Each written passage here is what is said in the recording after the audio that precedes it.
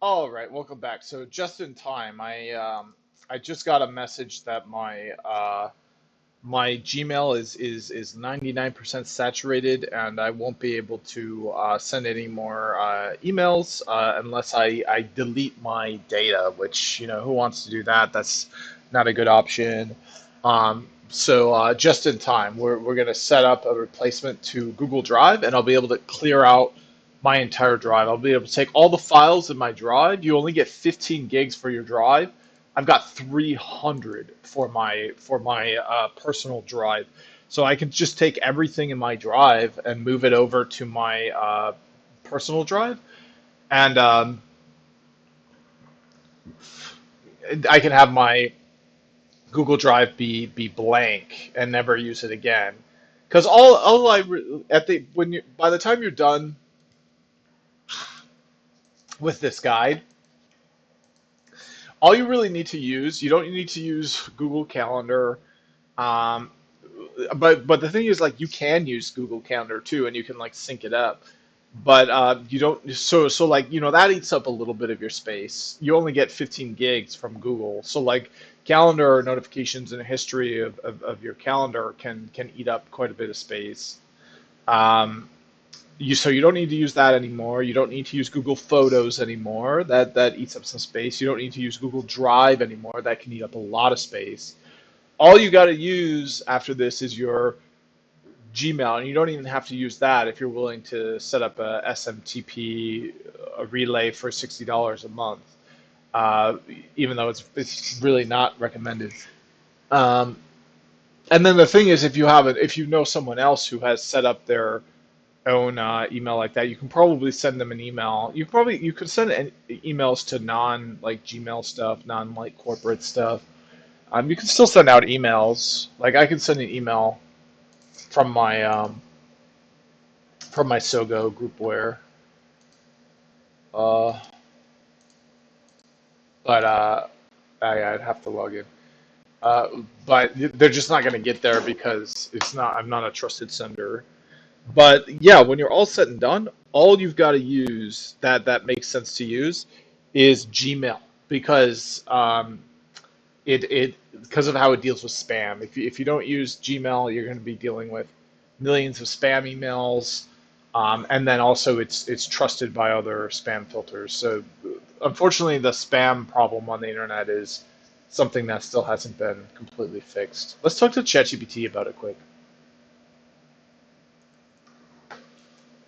Hey, would you say that one of the biggest problems on the internet is spam?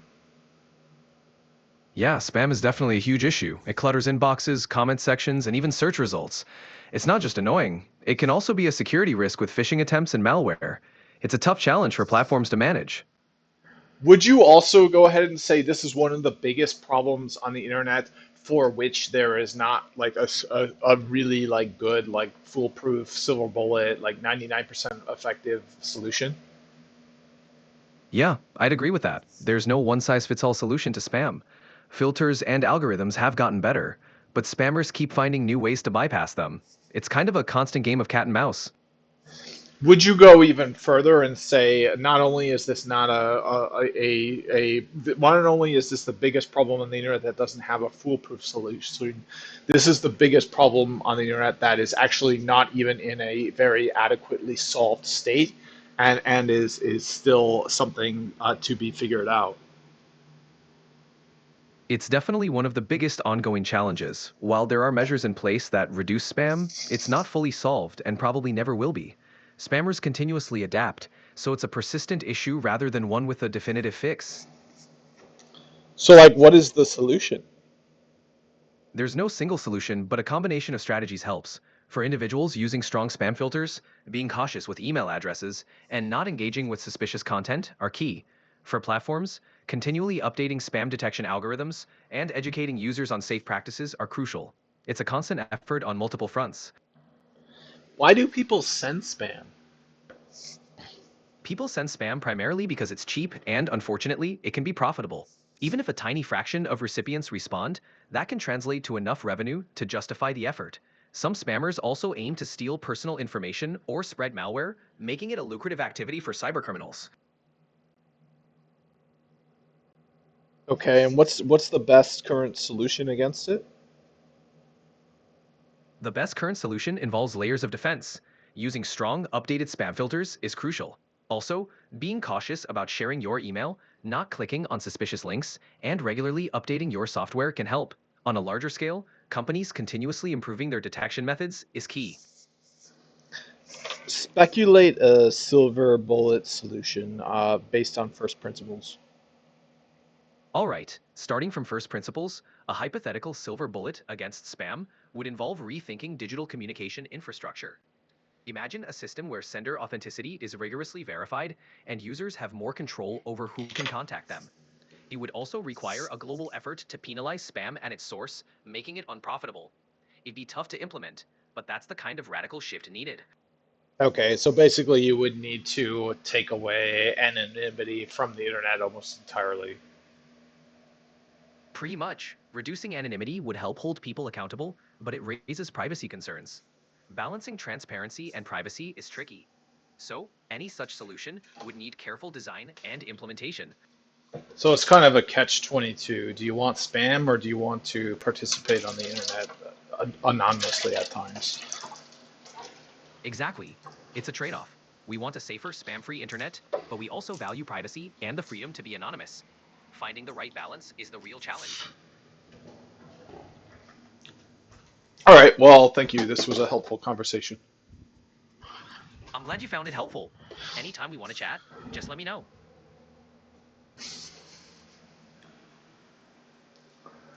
All right, I'm back. So that was pretty interesting. Yeah, so we're gonna continue on with this guide. Other things are kind of piling up. I've been spending a bit too much time on this guide. I haven't read any of the AI engineering. I just abandoned it like halfway through. I mean, the thing is, I wasn't doing anything, right? Like I was just reading a book. And like the Hugging Face stuff was good, but like I ran out of inference. So like this is stuff. This will last me 10 years once I'm done with it. It'll take like maybe 20 hours to set up, and then I'm good for 10 years. I mean, I'm replacing Google Docs. Google Docs goes down, and the thing is like now all my data is mine too. I can't be uh, what's in my docs can't be looked over um, and used against me. All right, so let's move on to step three. Perfect. So we're gonna use only Office Workspace. We're gonna replace Microsoft Office, and we're gonna use WSGI DAV to replace Google Docs. Perfect. So we have a sync thing, but how do we edit documents? We have on our backup server SSH in Vi Nano. No, we are going to use the same virtual machine for this that we used for sync thing, so that's a .5 device, and install something called OnlyOffice. Nextcloud, the first thing many people are going to suggest is Nextcloud. Nextcloud is that all-in-one cloud suite that will manage your contacts from read write to read only so that your contacts get deleted when you update, without telling you, of course. That can't tell time. So this is not the right one to use. I guess it's just not a very good one. It might surprise you. Might it surprise you if I told you that it is miserably slow and that it gave errors unless you clicked a separate submenu to open a document? So moving to OnlyOffice. OnlyOffice is fast and is used by people who actually pay them. This means that their software has to work, and it does. Oh shoot, do I have to pay them? So, oh no. I don't like paying for things. Uh,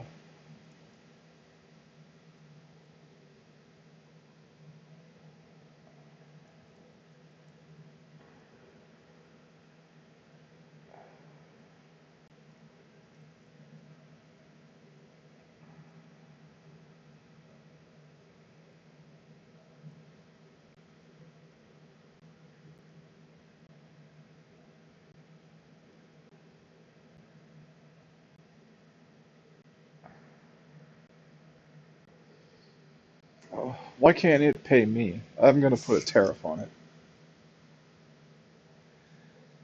All right. So let's see here. So step one. Oh, where was I? Oh, we got to run some commands.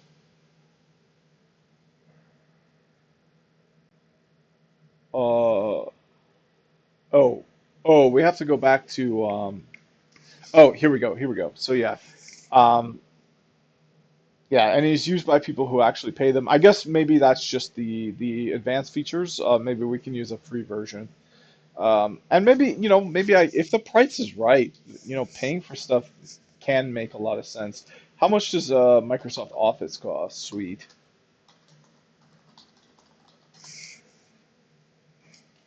Um, oh, $30? Wow, that's okay. That's a lot less than I thought. I thought it'd be a few hundred. So step zero, we're gonna install Docker on .5 properly. Never use Ubuntu Snap's version of Docker. Ubuntu installs Docker by default using the cancerous Snap. We do not want to use Snap. Ubuntu installer will ask if you want to install Docker. You should always say no. Doesn't only Office's install script install Docker for me?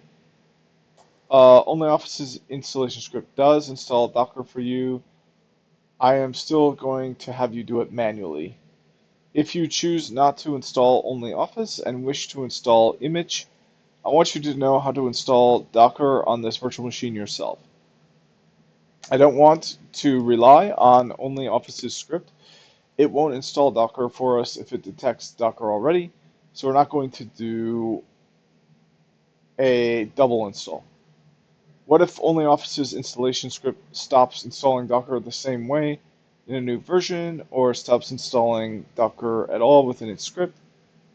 It's little work to install Docker the right way for our purposes manually, and it's good to have it documented so that you can use Docker for image even if you elect not to install only Office. All right, so we got to get on the .5, so let's do that. Open a command prompt. There we go. I can't move my mouse though. Can't move my mouse. Maybe I can arrow down to it. I can. Okay, I can use my keyboard. Can't use my mouse. Very annoying.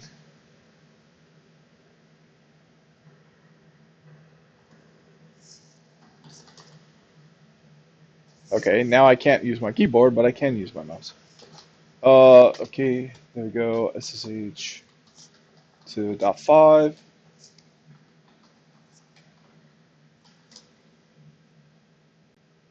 Oh, .5, not .1, .5.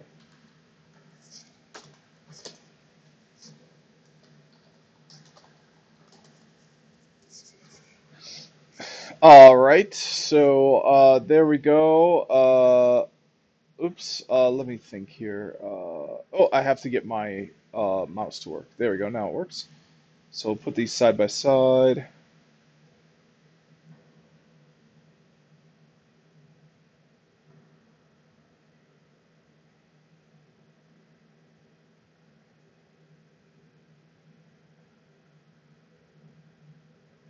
All right, hopefully I get my mouse working again soon. I don't know why my mouse stops working. It's so frustrating. All right, so there we go. So this is going to be the Android stuff one, I think. I hope.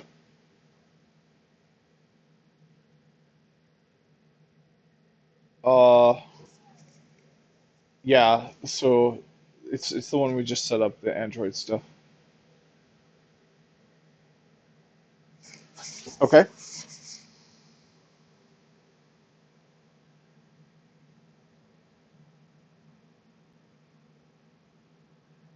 All right, and I can't move my mouse again, which is really frustrating. This is why making a video helps, because if I were making a video and I couldn't move my mouse, I'd just get up and do something else. Yeah, I can't move my mouse.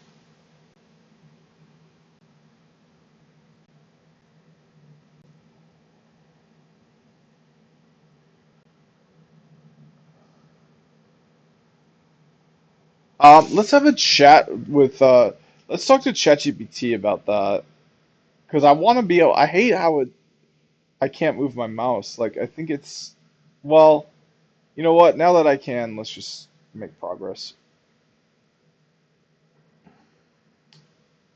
It's because of the website. It's the website is not optimized. It's like yeah, it's because of the website.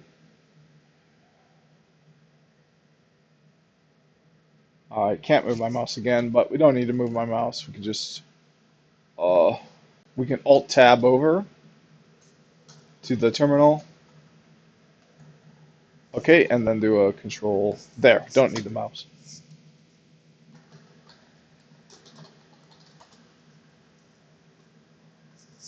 Okay, now the mouse would help. So I'm not sure. Okay, but now I do have the mouse. Perfect.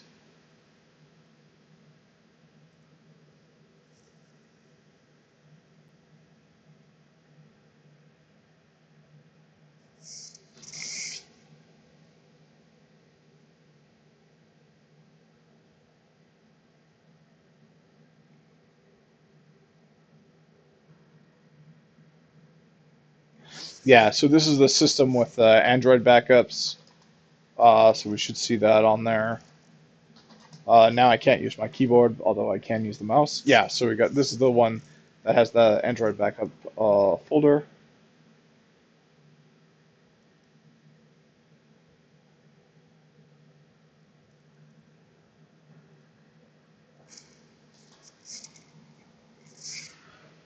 Okay, so check for other Docker installations.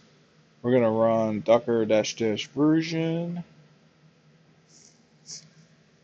Nope.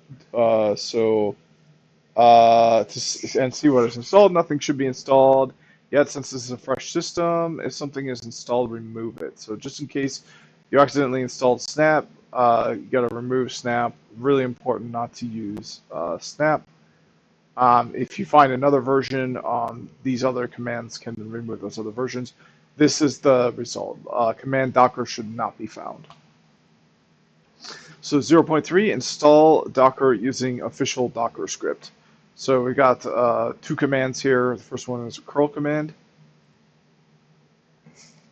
So we're going to download the script. All right, and then we're going to run the script.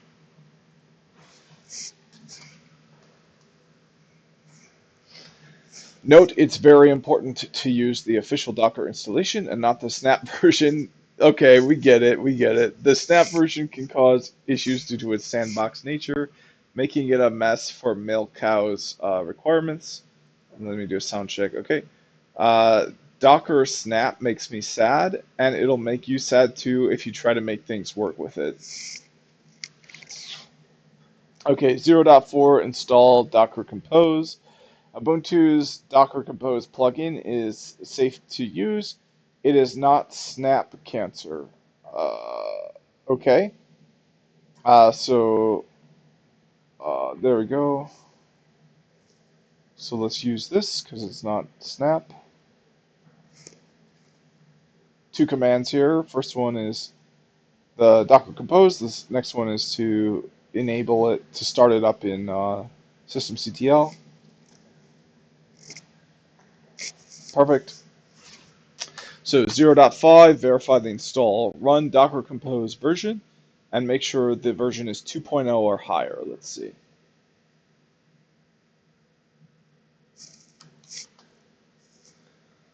Two 2.34 sounds higher to me. Next one is we're going to run Docker dash dash version and make sure it's higher than 2.4.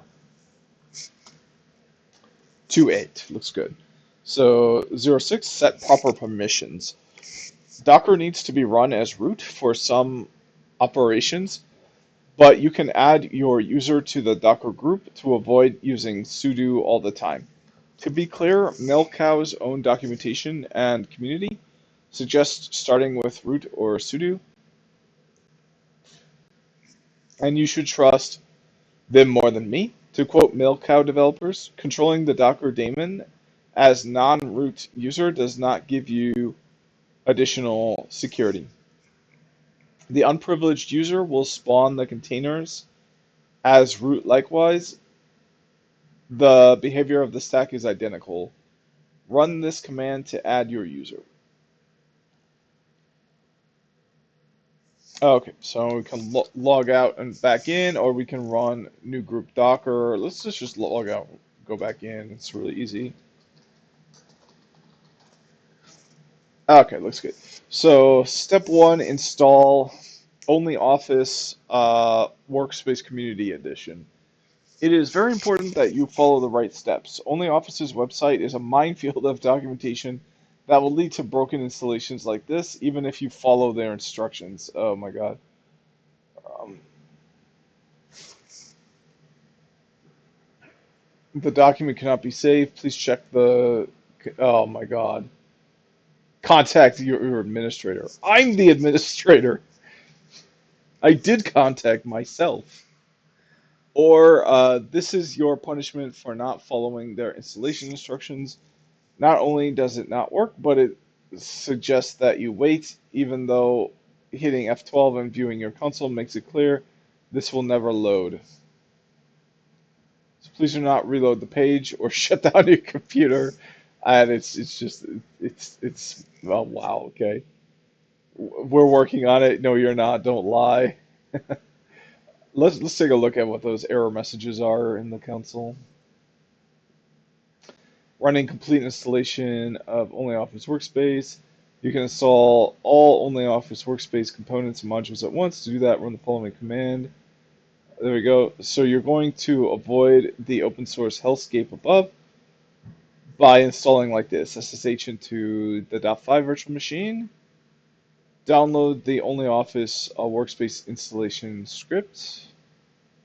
Okay.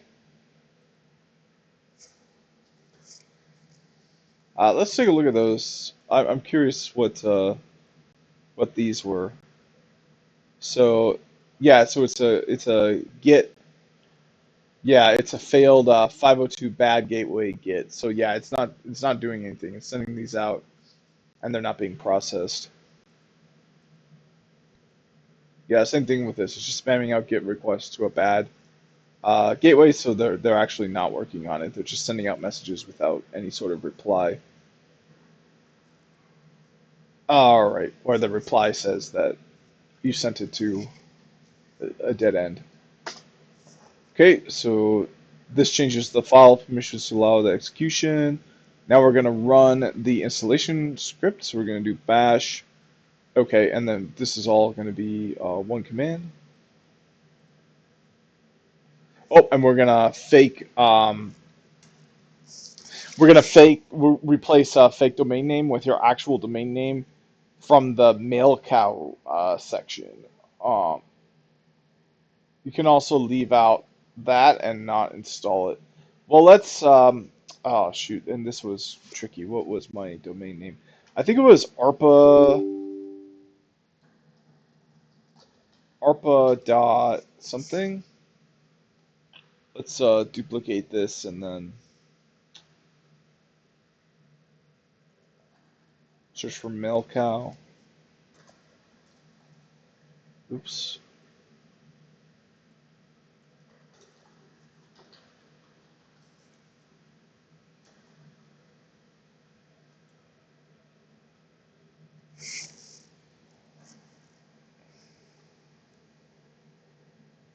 This is gonna crash.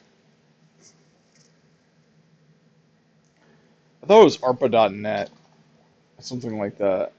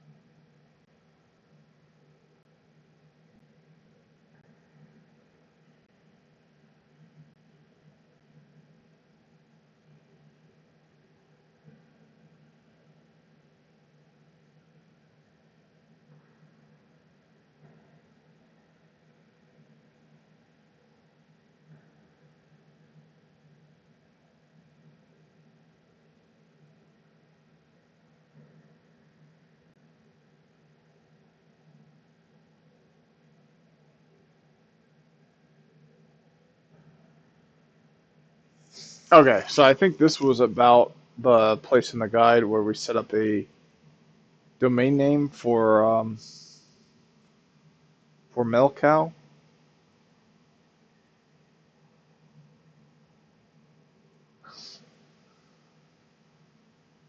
Yeah, so your Melcow domain, with the host name when installing Ubuntu and making a.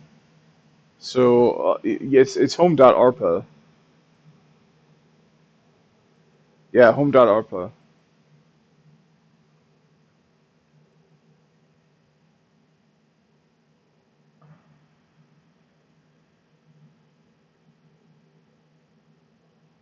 Yeah, for example, yeah, so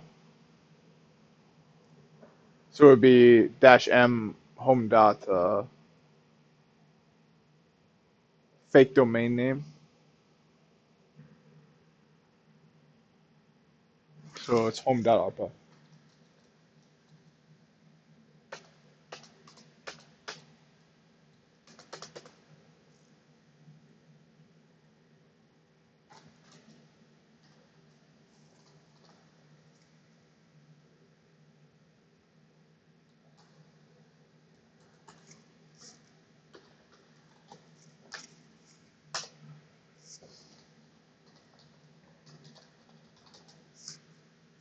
All right, so replace fake domain name with your actual domain name from the mailcall section. You can also leave out that and not install it. Caution, instructions within documentation on only Office website will lead to a broken installation. Use the command line above so it actually works. Um, okay, so we're going to install it with Docker, yes.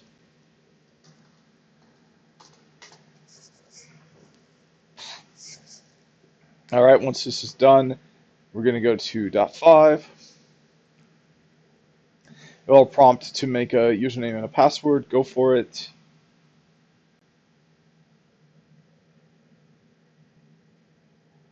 Oh, crap.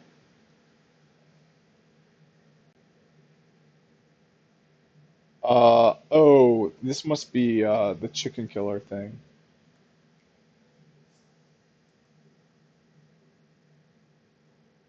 Oh, yeah, I think this is the chicken killer one.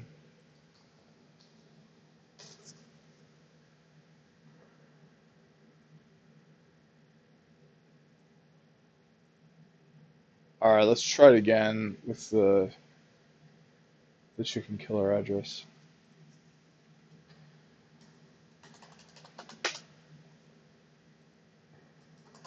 Keyboard stopped working. I should just have a wired keyboard. All right, so yeah, let's try this.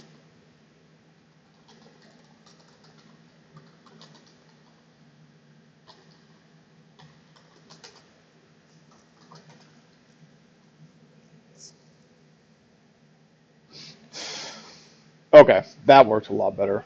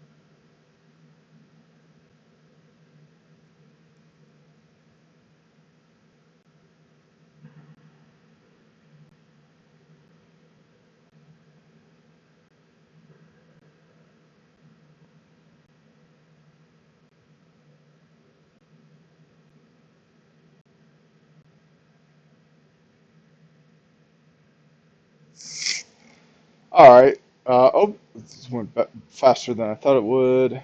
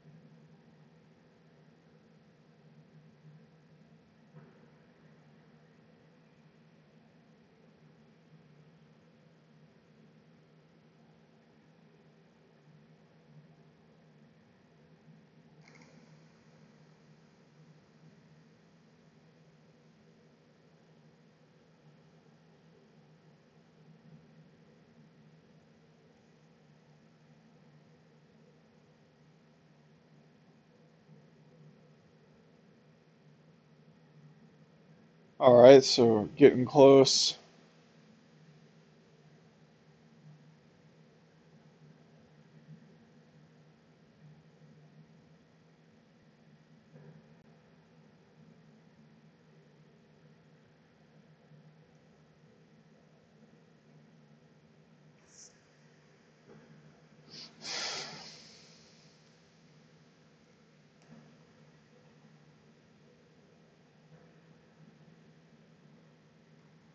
I'm tempted to pause this and come back. I don't know how much longer this is going to take. I'm going to pause it and be right back. All right, welcome back. So let's take a look at the results here. So thank you for installing OnlyOffice. So I don't see any, yeah, JWT is enabled by default. I don't see any errors or anything like that, so I think we're good. So here's the ultimate test. Once we're just done, we'll log in here. Aha! And look at this, we're at the OnlyOffice. So it will prompt you to make a username and a password. Go for it. Once logged in, we can make an HTTPS SSL certificate, so we can log in via HTTPS.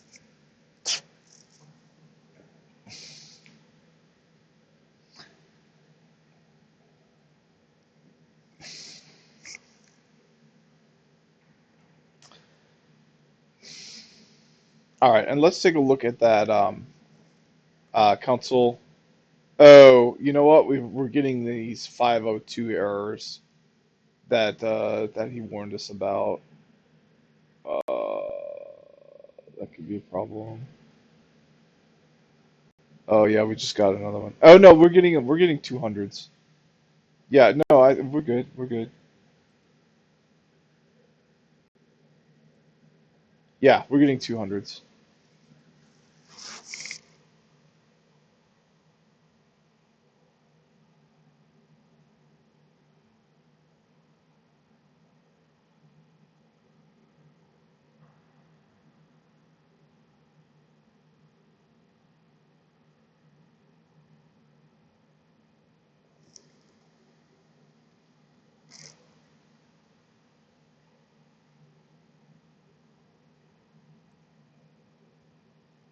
But we are getting 500s here, which is bad, I would think.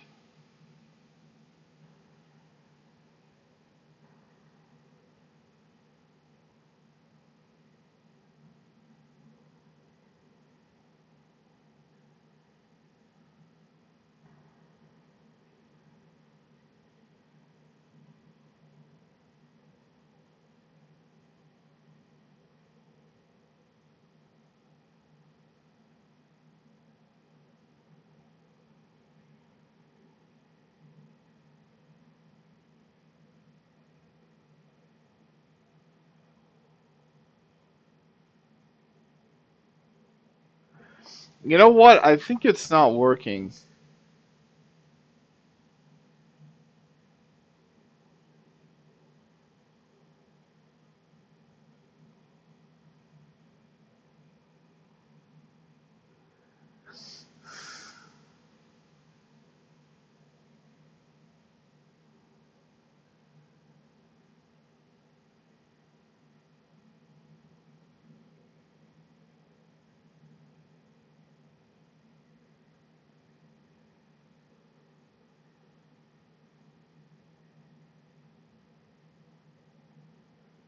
Yeah, it's not working.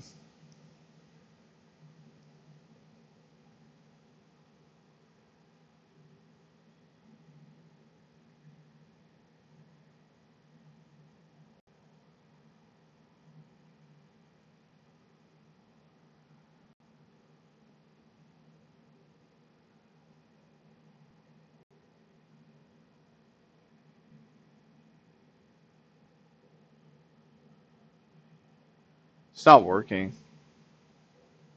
Let me pause it, give it a little bit more time. All right, I'm back. So those 200s were really good. The 502s we saw weren't a sign that it wasn't going to work. So now we gotta enter a password. I'll do that off camera.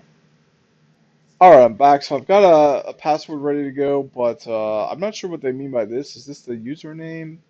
I'm not sure what to put in there. I could put my Gmail in there, but I want to be sure that what I put in there makes sense.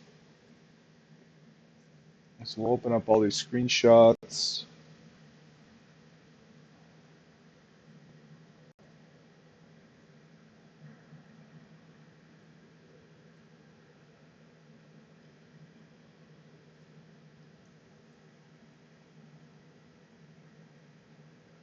Okay, so step two, local file access.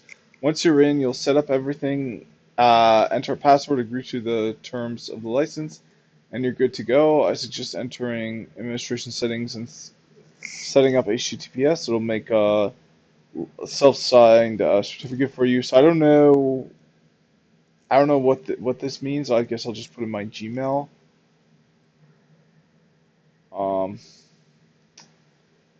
but I don't want to put in my Gmail. I want to put in the email that I had before. I want to put in my SOCO. Save that. All right, so diving into open source C software. So oh yeah, so we're gonna follow the screenshots before moving on. So there we go. I don't know which email to put in here, or if you even need to put in an email there. You can just make a username. We're gonna go to control panel, HTTPS. All right, generate and apply.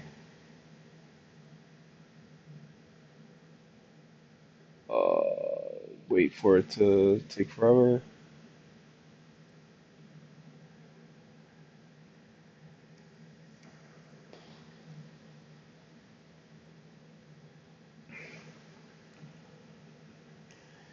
All right, and then I think this is the next part. So diving into open source software, you can open a sample document, but what if I want this workspace server to be able to access files stored on the server? I want to open a document that's on this computer. Here's where the fun begins. 2.2, the rabbit hole to hell for local file access. So where do I go? There's share with me, favorites, reasons, private room, common in projects, and invite users to portal. Maybe the settings. Let's try that. And looks like this is finished now. So yep, that's good. So let's try that. So let's go to settings. That's the settings. Common settings. That's where we're already at.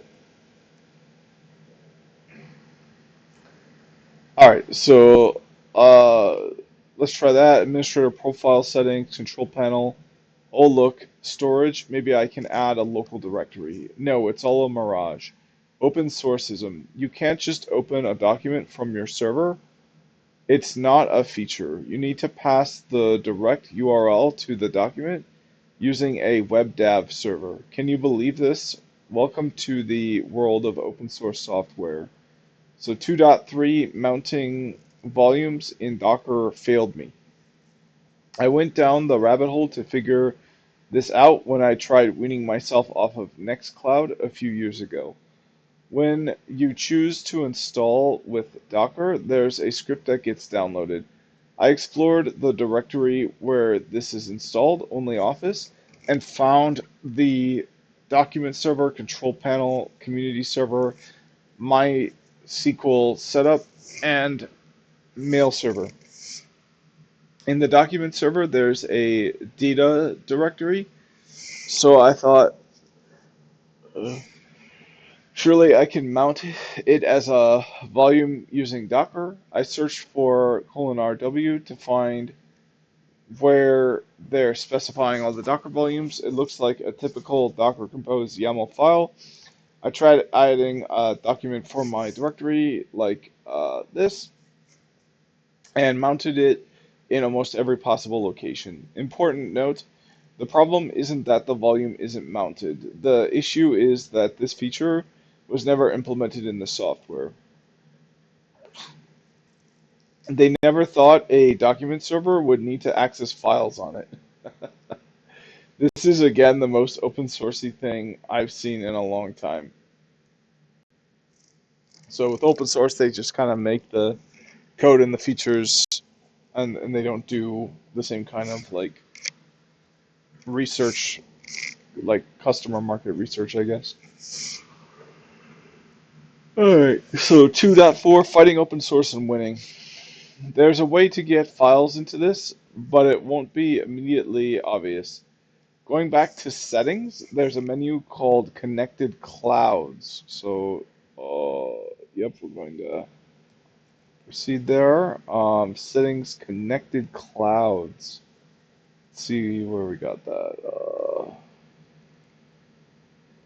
We will use this to connect a web DAV server to serve ourselves files.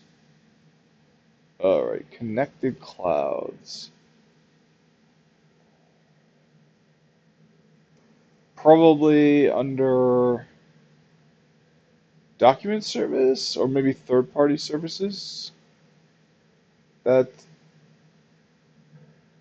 nope, this is not it, I think. Document service. Oh, now it's down.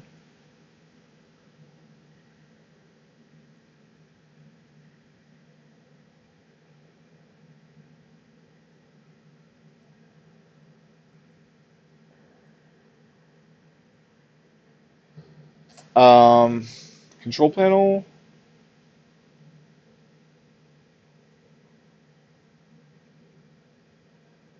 Documents module. Third party. Computer file.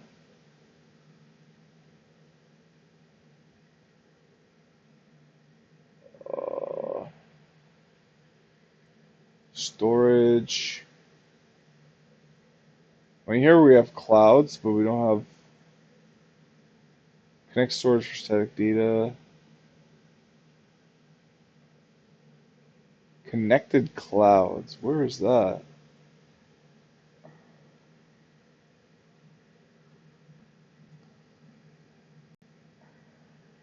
Data import, maybe?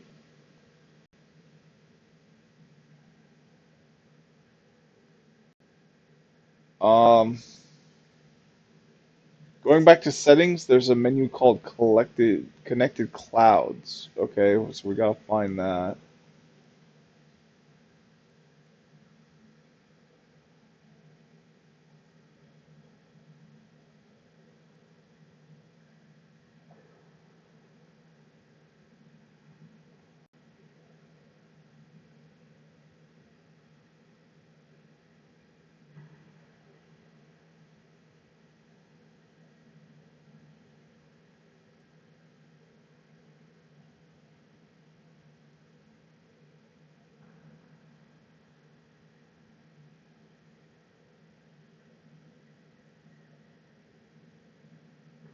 All right, so that's one settings menu. Here's another settings menu, so maybe it's under this one.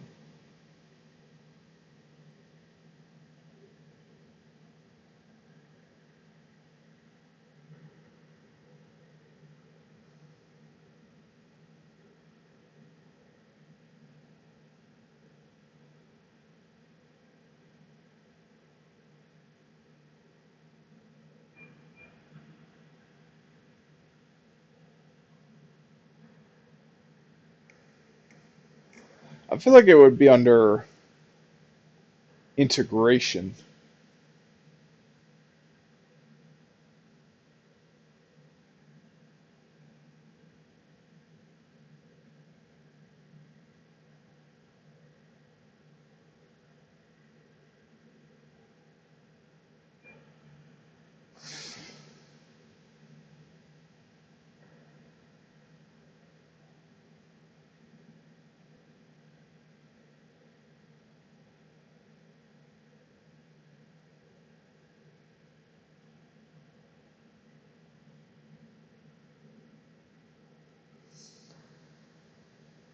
All right, well, I don't see this connected clouds. Um, so I think I'm going to have to find that in order to follow along.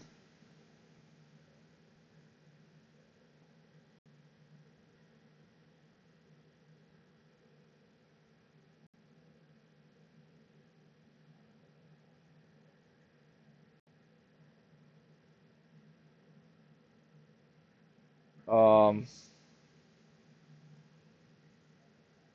so we have to set up a web DAV server on our server to serve files to the same virtual machine.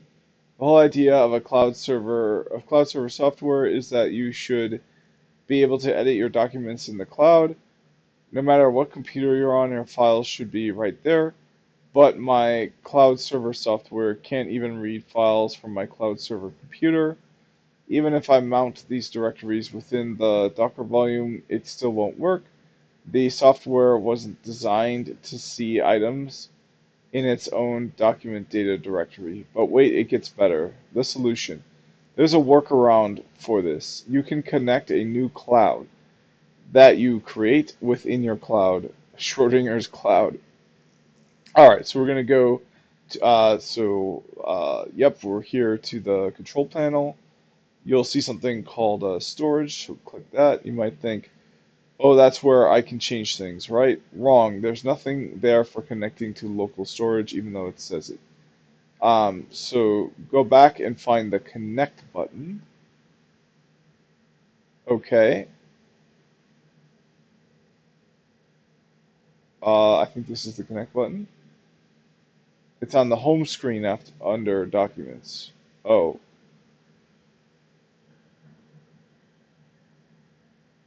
home screen under documents. So documents here. Oh, okay. So yeah, none of this is right. So we need to find the connect button. So we got create. We've got upload. Uh, oh, here it is. Connect. Okay, good. We're going to create a web uh, DAV server on our computer to feed files over to OnlyOffice. It'll look like your directories are available. It's like reading them off your computer, but we're actually using WebDAV. So it should probably be other account, I'm guessing. Setting up WebDAV. We're setting up a separate server to feed files to our server on our server. There's a small Python program called WSGIDAV. It's a lightweight WebDAV server, not like setting up Apache or Nginx. The directory problem. Let's say I want two directories, a documents directory and an Android backup directory. I can't map both to WebDAV like you can in a Docker container. You can only log onto one at a time. Imagine having 5 different directories in one Docker volume, but only being able to use one at a time. You'd have to log in differently each time. You might think, Lewis, I just create a new directory and symlink all the directories you want into it. What's the problem? Well, here's where the open source rabbit hole goes deeper. The documentation for the software has an option called follow symlinks. You can set it to true, but it doesn't work. Not unless you install a different version of the software because the version you get on pip doesn't work. Warning, this will gaslight you to tears. You'll pull your hair out wondering if you set up your symlinks right. It's like a mirage. Everything looks like it should work, but it doesn't. I'm here to remind you that you are not insane. As Ralph Cramden would say, it doesn't mean to be mean. It was just born that way. I I promise this is all worth it to never have to use Nextcloud again. This is still better than Nextcloud, which tells you how bad Nextcloud is. All right, step 3, we're gonna set up. Let's look at these screenshots. So this is like a new file. Yep, this is the settings to connect.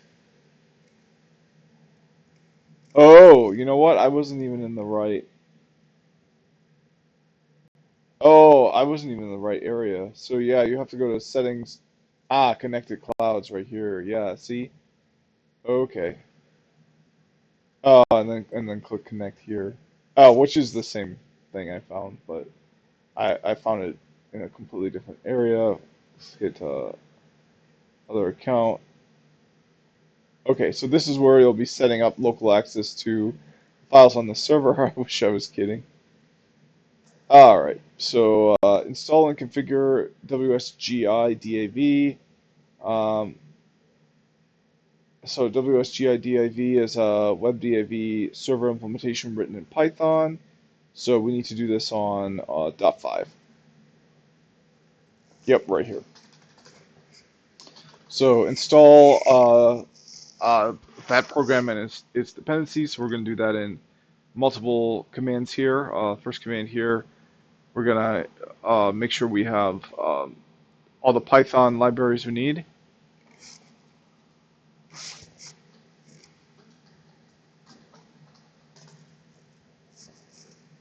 All right, and then we're going to install another dependency here,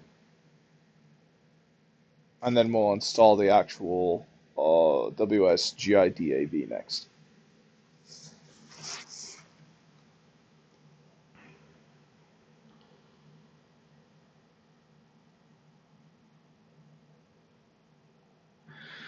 Okay, it says caution: do not install pip version of WSGI-DAV as it will not work with the follow symlink option. These commands will install Python development files, SSL development files, um, WASCI dev from GitHub, and Chroot, a WASCI server. I'm going to call it WASCI from now on. All right, so there we go. Next command. Yep, so looks good. Next command.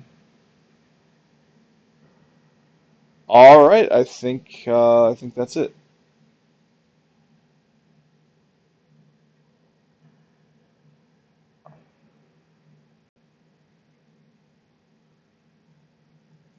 Oh, actually, never mind. We got an error. The error says externally managed environment.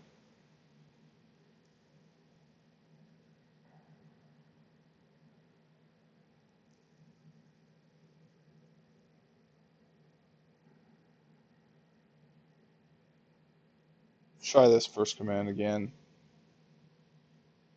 Okay, that one good. Try the second command.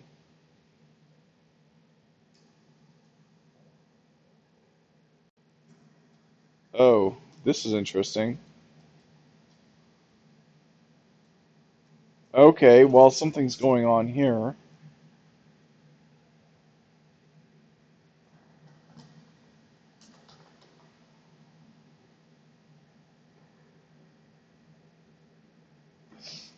Yeah, it's saying to do this in a virtual environment, but which is how I would usually do it, but the guy didn't say anything about that. So I don't know. Uh, so do not install the version of it will okay. So create a configuration directory. Yeah, I can't install these outside of a virtual environment.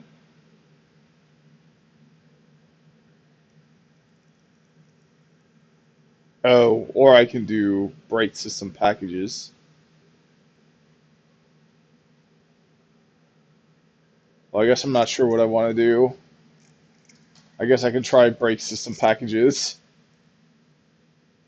That sounds very bad.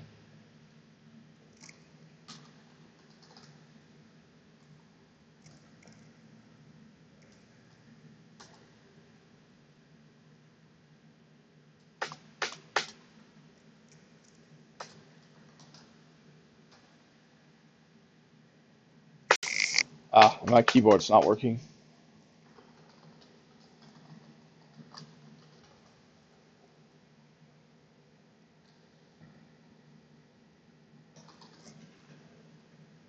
keyboard stopped working again. Alright, well, I don't need my keyboard.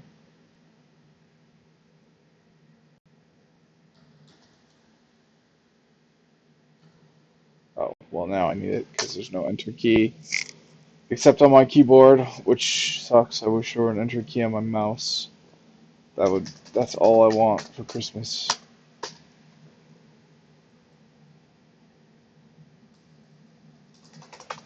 Oh, my keyboard's dead. I can't do anything if my keyboard's dead. Oh, there we go. There we go. Oh, I hate it when my keyboard dies.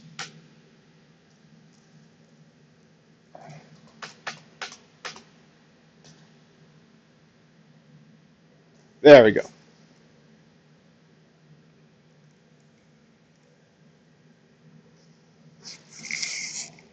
Yeah, so it's recommended to use a virtual environment.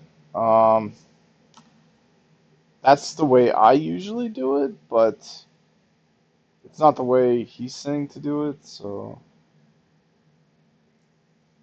I mean, he's just really unclear about how to do it.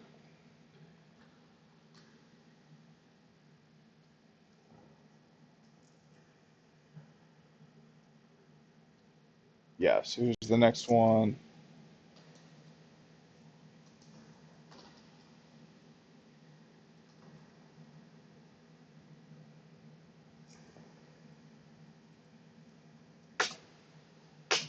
Keyboard's dead again.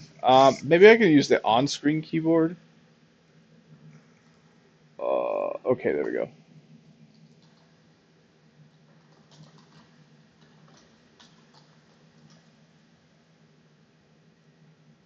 Or wait, it's not. Oh, breaks. It's the opposite of that. Break system packages.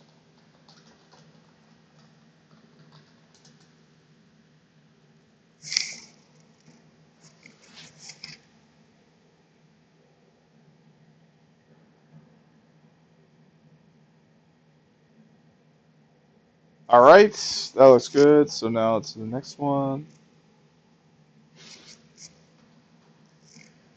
Okay, now create a SSL certificate.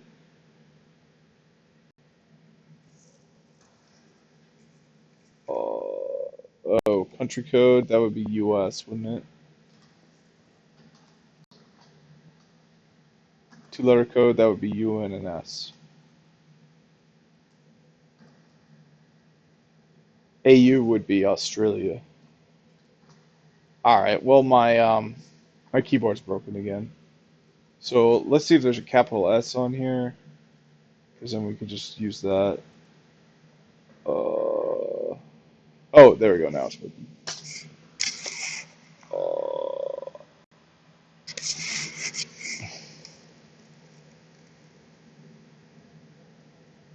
okay, this creates a self-signed SSL certificate in a production environment. User certificate from a trusted certificate authority. When having localhost connected to your localhost in your closet, this will do. Okay, so state. We could just leave it blank. We can leave all this blank. Just leave it all blank.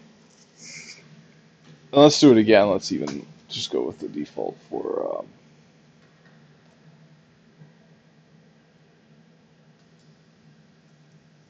Let's go with the default for the country name as well.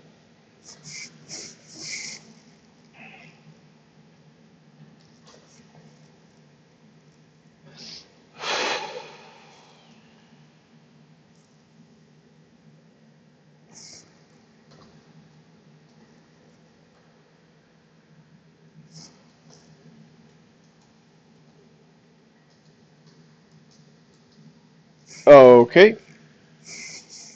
So creates a self-signed SSL certificate in a production environment. Use a certificate from a trusted certificate authority. Yeah, there we go. So create and edit the configuration file. Add the following content to the configuration file. Editing there with the directory you will use for documents. Oh, okay, so we need to edit. Okay, so I need to put my I need to put my host name there. So we can't just go with exactly what's here. We have to make an edit. So yeah, where it says Lewis, I need to put in my host name or my user account name. All right, looks good.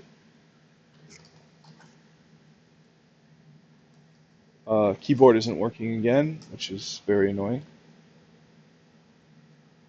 Yeah, keyboard isn't working. Oh, there we go. Now it's working. Yep, looks good. Ah, keyboard isn't working again.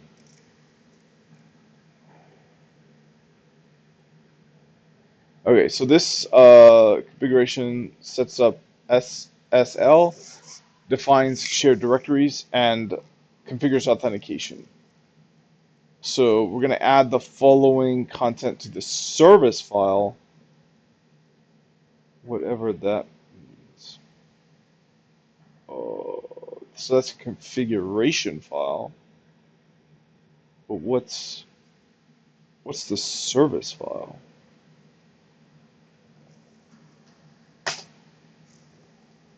Let's go to, well, the keyboard doesn't work. I'm getting, the keyboard not working is really throwing me for a loop mentally.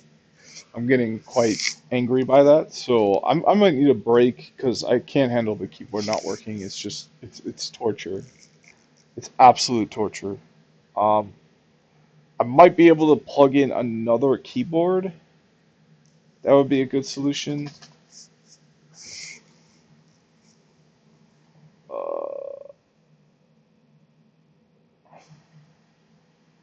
the service file. What do you mean service file?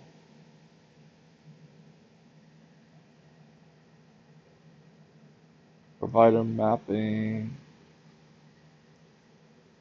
Service file.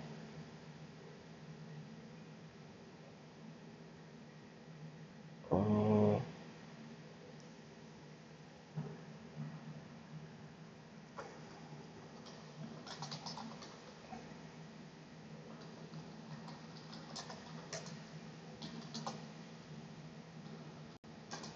all right. So, I mean, this is a big oversight to not say where this service file exists. I guess it would be, so it'd be like find dash name GIDAV. We can do, we can do redirect to dev null. Okay. Is this the, no, this is a folder. Um, sudo system ctl help. Is there like an edit? So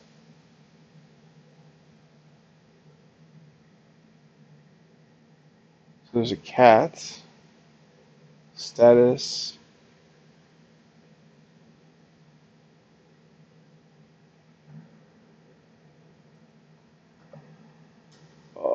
Let's do a find dash name wsgidav dot service. Redirect dot null. Huh. WSGIDAV. I don't got it.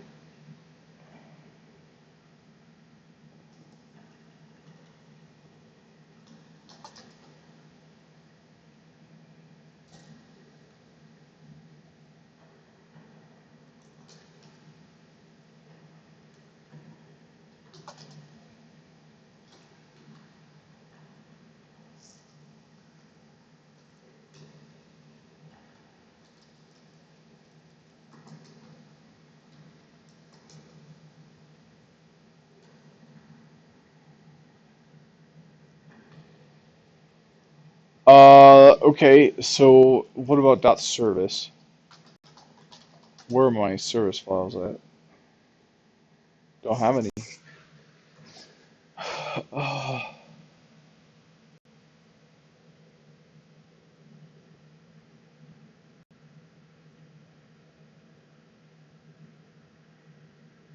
Is it this one?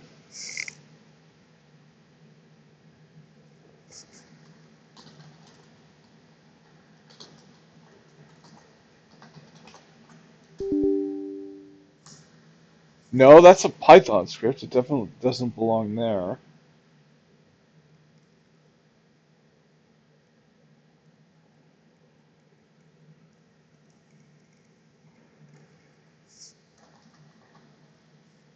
All right, well, I don't know.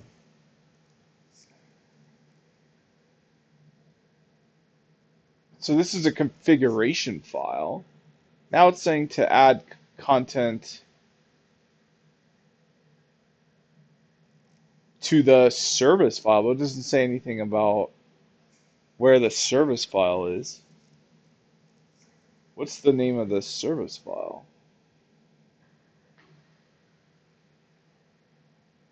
Uh, is this the service file?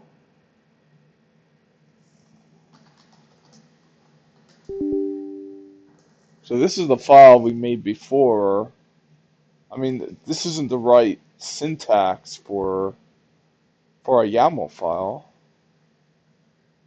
So where's the service file?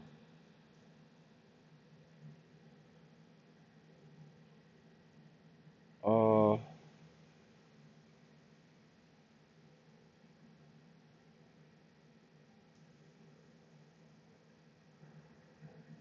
maybe it's here?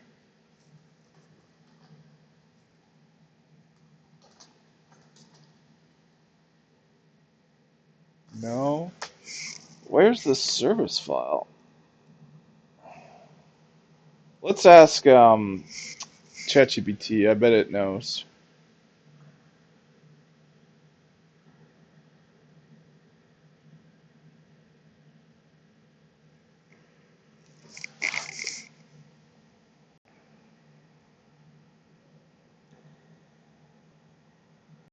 All right, so where were we?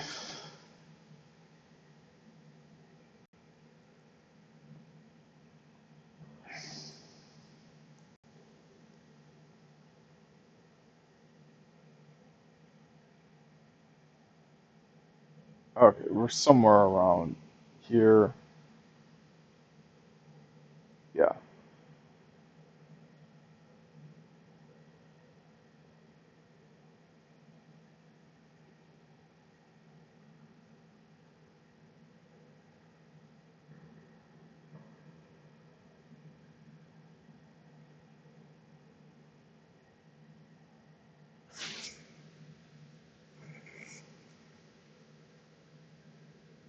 Okay. Yeah, so down here. So good. So let's grab all this up until here, and then let's feed that to ChatGPT, and then we'll feed a screenshot of this. Uh, say what is the service file? So we'll take this like this. We'll highlight this part,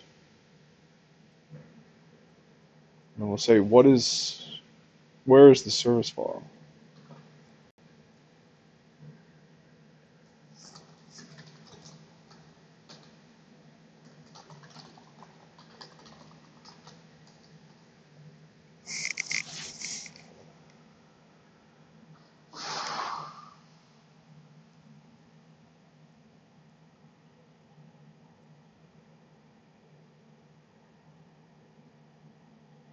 Okay. All right, we'll try that. Might have to create it. Yeah, I think we have to create the file, but that's okay. We can make a service file. It's not writable, so do a sudo.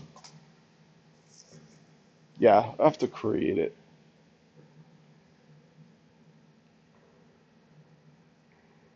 All right, well that was really unclear, but with this day and age with ChatGPT, I was able to figure it out.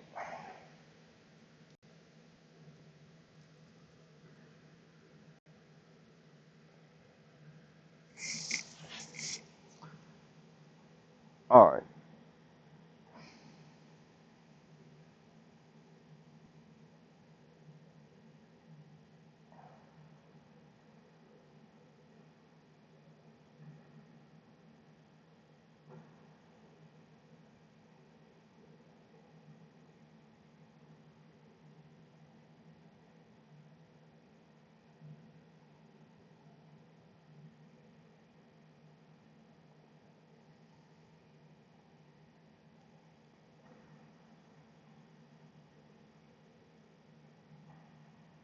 All right, here we go. So the service file is here.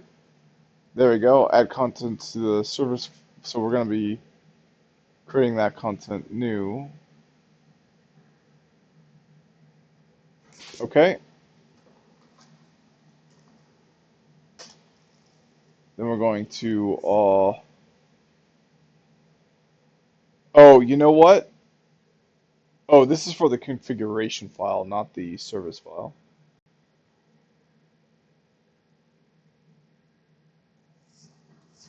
Yep, looks good to me so far.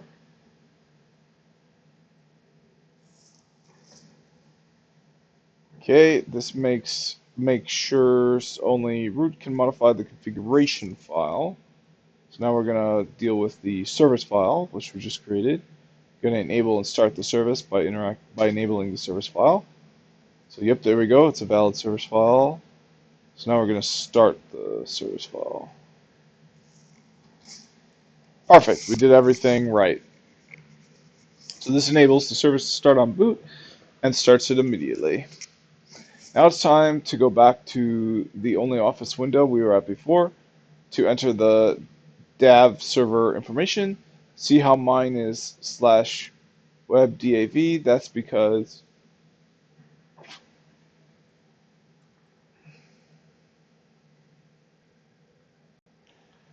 That's because why? All right. Well, this should be good. It should match. All right. So now we can add the connection URL.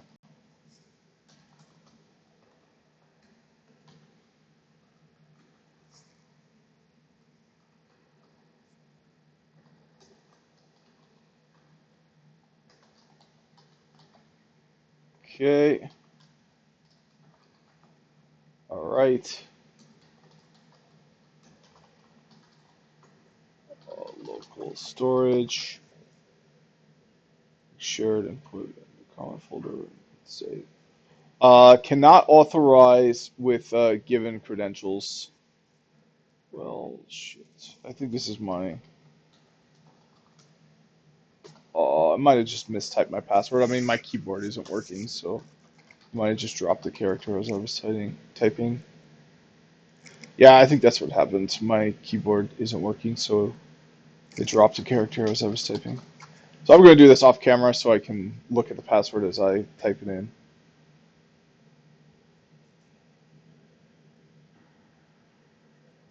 All right, I'm back. So I'm pretty sure my password is being entered in correctly. I was able to, yeah. So I mean, this is what I use to log in through SSH. Oh, you know what? Ah, I know what the problem is. Okay, I'll be right back. This is the password I set in the GUI, so I have it in my password manager. All right, well, so much for that. Yeah, I'm typing in the password right. It's just not accepting it. So let's do a status on this. We can see failed. So yeah, it's not active. Like I feel like that's why it's failing.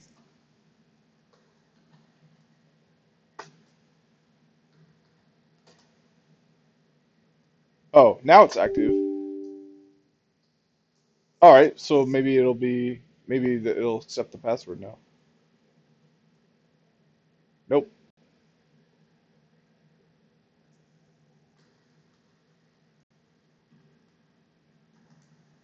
Oh, well now it failed. Failed to start.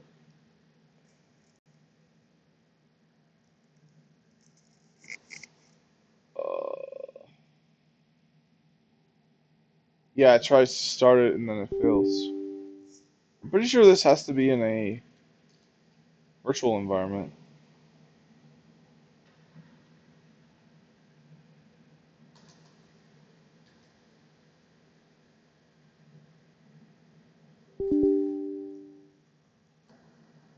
Failed.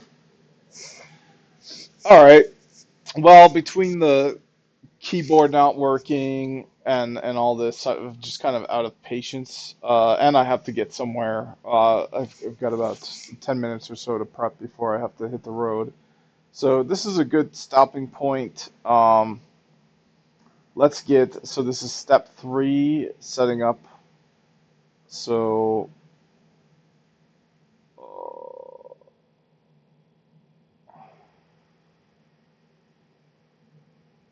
yeah, so what's the directory problem? Oh, but yeah, I'll put this link in there. We'll have to figure this out for next time. So thanks for watching. See you in the next one.